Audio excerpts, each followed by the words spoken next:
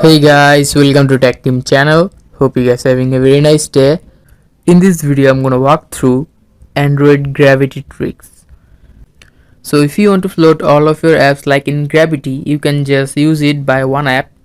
So for that, go to Play Store and search for Gravity Launcher. Now you can just install any of these apps because most of the apps works the same. I'm going to use the first one.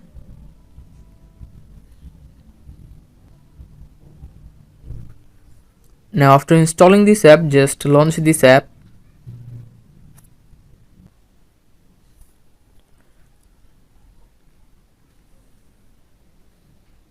Click the top right icon.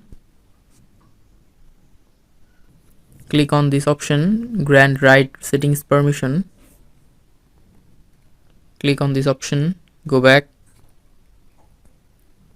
Now click on start. Allow. Now here you can see all of your apps will be like this now. You can just set any wallpaper from here. If you want to go back, click the top left icon. So guys, there's the Android Gravity Launcher app. Hope you find this video helpful. If you find this video helpful, then give a thumbs up and don't forget to subscribe to Tech Team channel. Thank you so much for watching the video.